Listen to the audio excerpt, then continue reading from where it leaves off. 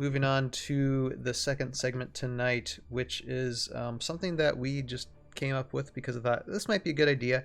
And we've actually been getting comments from what we did the last TOV podcast where people's like, yes, please do more of this. So we're gonna. We were planning on doing it, and that's what we're gonna do. So it's basically a character bio, a reading of the heroes and squads of first starting out just the original squads and heroes of Heroscape, and then eventually probably get into the customs as well. And just we'll read through their stats as well as any lore or backstory that they have via the books of Heroscape on heroscapers.com. And tonight, the squad that we're going to be looking at, here, let me bring this up, is the 10th Regiment of Foot. I was about to say but it doesn't say that. It's 10th Regiment of Foot. Yeah, because they walk. Because they're... It should be 10th Regiment on foot then. No, it's a military naming convention for the British Royal Army, I think it's called. Yeah. Yeah, that's their naming conventions for that particular group. Because if jumping kind of ahead, if you do some research on Revolutionary history, that was an actual group during the Revolutionary War. So.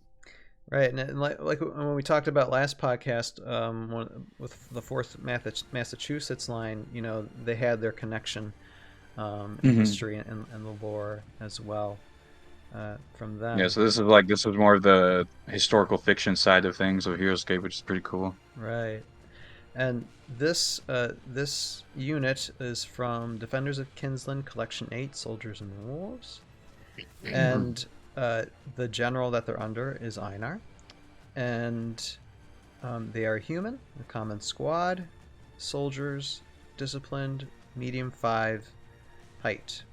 They have just 1 life for each of them. There's 4 miniatures in the squad. They have a range of 6, attack of 2, defense of 2, worth 75 points. And their special abilities are weight, then fire, which weight and fire is if none of the 10th Regiment of Foot move this turn, add 1 die to their attack. It's basically what the 4th Massachusetts line does. And they also have a melee defense of 1 when rolling defense dice against a normal attack from an adjacent figure. A soldier in the 10th Regiment of Foot adds 1 to his defense dice, as well as a bayonet attack, number 1. And that's when rolling attack dice against an adjacent figure. A soldier in the 10th Regiment of Foot adds 1 to his attack dice. A soldier in the 10th Regiment of Foot can only use bayonet attack if he moved at least 1 space this turn, so it's moving forward. So the bayonet, actually, that 4th Mass does not have bayonet attack, right? No, they don't.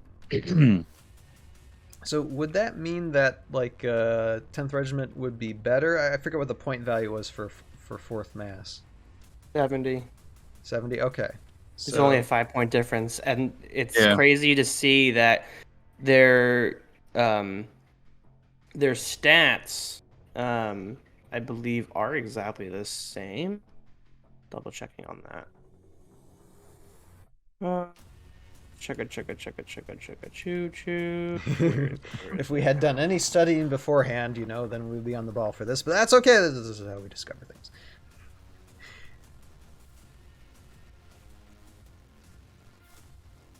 Yeah, they're exactly the same. So it's the difference between Valorant Army defense bonus and having melee defense bonus plus bayonet attack bonus, which makes that 5 points difference. So even looking at, the base stats don't really impact, I feel, the point value as much as the special powers do.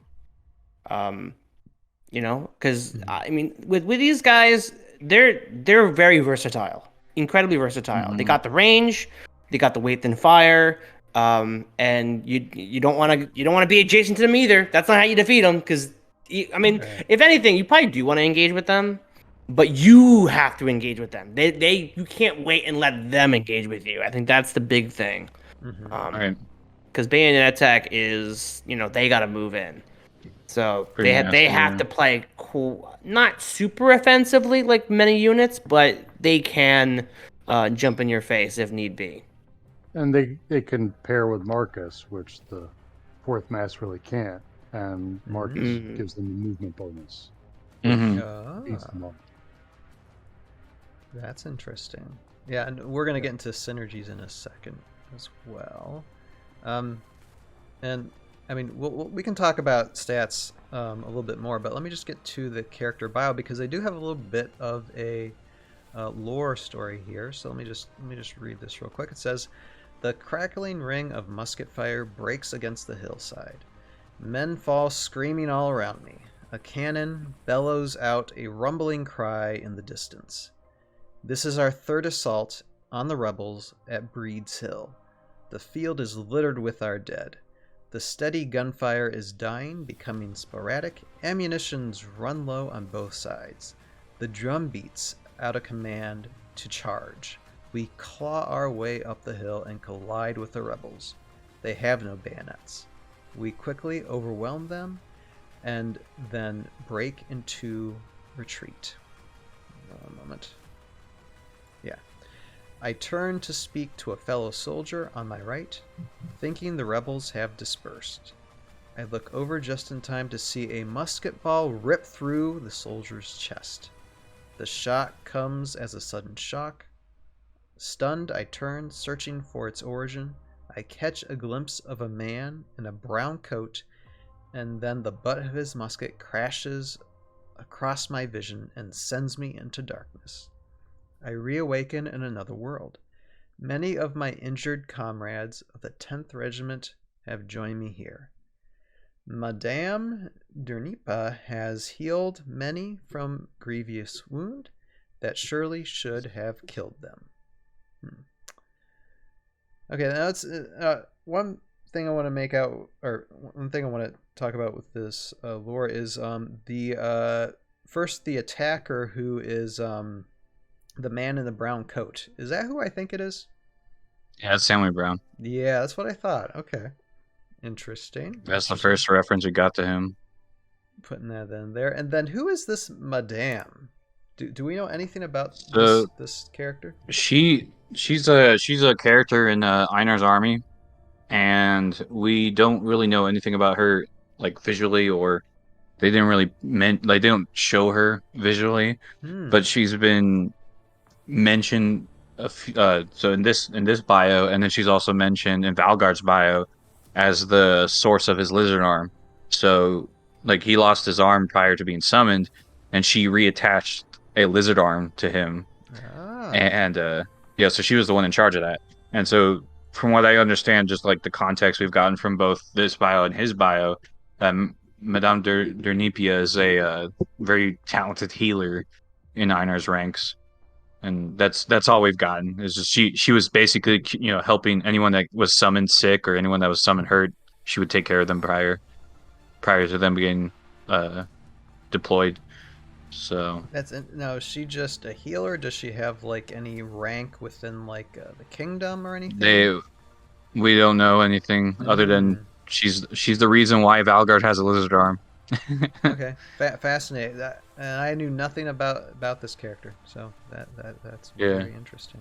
she's only been mentioned in the bios, but I did when I composed a list like ages ago, where I was like characters that we are still missing in the classic rendition of Heroscape, and I listed her because she was mentioned at least twice, and the fact that she was in fact the source of Valgard's lizard arm, that made me really curious. I was like, is she going to play a larger role in the war? Or is she going to be like like a Kelda type character they were planning to bring out later? Hmm.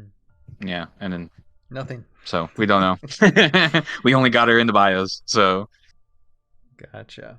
And okay, there's a couple of close-up photos of. I like some of these OG miniatures.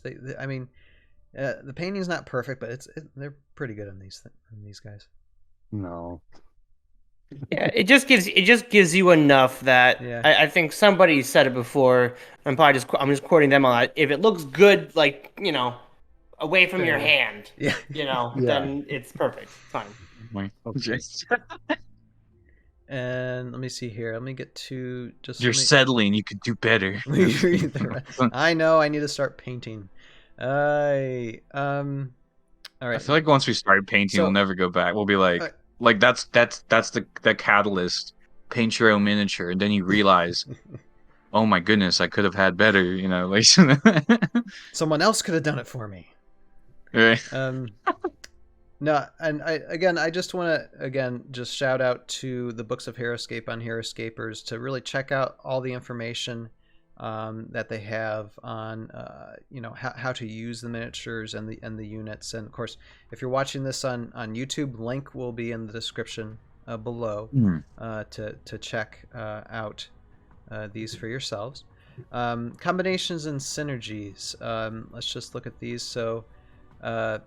Marcus Decimus for soldier leadership, soldier attack enhancement, sacred band.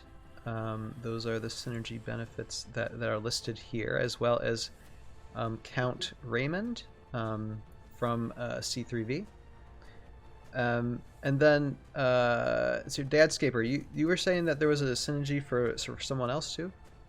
Marcus, it's right there. In the Oh, book. Marcus. Okay, that's who you're mentioning. Okay, Yeah. all right. Yeah, because Joe was talking about how you don't want them to sort of get up on top of you, and they do pair well with Marcus because he gives them a movement boost. Gotcha. And so, when it comes to an army, now, Joe, I know you were very sore against this particular unit a couple weeks ago. Yeah. Is the soreness still there? Absolutely. Okay. Absolutely. I don't. Anything with rate and fire at this point. I had just done an interview. I don't remember who it was. I've done a couple of these already for the EscapeCon footage, and it was Sam. Sam had taken I can't think of their unit name, but no. They're Native Americans that Mohican River Tribe. Yeah, the River Tribe. Yes, they also have weight and fire. Oh. And so anything with weight and fire, can't stand them. I just can't. I can't stand it. Because it's just one of those things where it's like, if you have height advantage, you're really good, but you don't You're pretty really solid. need it, because you just got to stand there, and I just have to just kind of walk in and die. That's the whole idea. It's a nice way to force your opponent to move. So be like, Already hey, moving. I'm playing the game of Heroscape. Hey, Mohican River you've Tribe never played where you don't move and you make them come to you. They don't kind have of it. thing? Who had it then? I gotta look. Was it not Mohicans? No, they don't have weight and fire. Oh, Who they is don't. it? Was it a VC Oh, unit? the Ashigu. Yes. Yeah, the Ashigaru. Oh, the Ashigaru. Yeah, the Ashigaru that do. makes sense. And Dude, they have Ashigaru destroyed me. Kato sends out like a whole army of them on every order marker too. That's exhausting playing against a Kato because he can send out two squads on one it's order two squads per order marker. Yeah. I think I never had those units, but when I first got to play with Dysel like years ago, Dysel used a Ashigaru army, and I was wiped out by like third round, and I was just like, what just happened? Like I couldn't process the rate of my destruction because it was the first time I saw the Ashigaru in play, and they tore me to pieces, and I was like, wow, this is a pretty solid option. I'm kind of mad I missed out on them. It's a wonderful thing getting disemboweled, Jeremy? Yeah, it's you're just sitting there, watching your life pass before your eyes, like just. Well, I will say she is a very calculated player. Yes. She knows what she's doing. Yeah, absolutely. she's very good at the game. Yes, absolutely. But Yeah, that was my first experience with the Ashigaru. It was not a good one. It's not a fun one. So what would be then? I know we were talking about when it came last time with fourth Massachusetts how to counter the squad. What would be the best like offense and defense against these? And I think Zelrig. I think 10th Regiment would be almost Zelrig certainly- and Majestic Fires just melt the squads apart. You know, you taught you strong. Just basically flame bomb them, like Flame flambe, attack, flame yeah. bomb, same thing. Majestic Fires is terrifying against commons. Like it's so like the effectiveness of it. Sometimes you doubt it, and then you use it, and you're like, I'm sorry, I didn't mean to kill half your army in one order marker. I'm sorry. Like just. And we have Undamp Pick in the chat. Hello there, Undamp Pick. Welcome tonight. Says Marcus is a very underrated character with his soldier movement bonus. There are a lot of cool soldiers in Valhalla. Yeah, I the more I study, like especially like the Roman soldiers, the Roman heroes, the more I'm just like I really should use these guys more in the future. Especially like and with Sacred Band as well. I really love using Sacred Band. They're becoming like one of my favorite squads to use.